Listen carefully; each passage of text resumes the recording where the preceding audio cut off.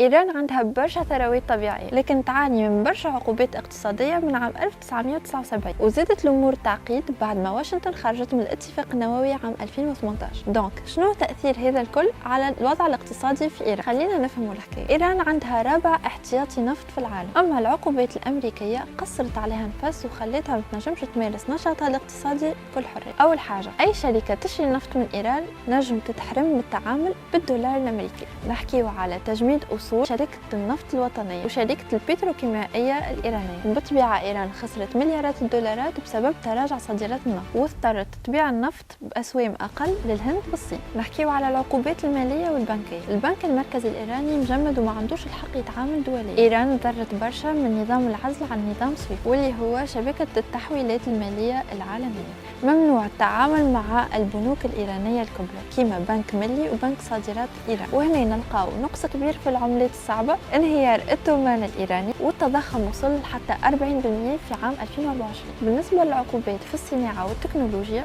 أمريكا حظرت تصدير المعادن النفيسة كما الذهب والفضة. صناعة الطيارات والسيارات في إيران تضررت بسبب نقص في قطاع الغيار. حظروا زيادة تصدير التكنولوجيا الحديثة اللي عطلت برشا قطاعات، وهنا برشا شركات تضررت وولات تعتمد أكثر على روسيا والصين. بعض المصانع قلصت في الإنتاج وبرشا مؤسسات سكتت. أما إجا نحكيو كيفاش إيران باش تحاول تحسن من الوضعية هذيا وتتجاوز الصعوبات هذه. إيران قايمة بمقايضة النفط بالسلع مع روسيا والصين وفنزويلا، تحاول تطور من اكتفائها الذاتي في الإنتاج الصناعي والفلاحي. إيران اليوم قايمة ب90% من حاجيتها الغذائية. رغم الأزمة تقعد إيران قوة صناعية في المنطقة بصناعة سيارات محلية كما سايبا وإيران خندرو، وتصدر السجاد الفارسي للعالم الكل.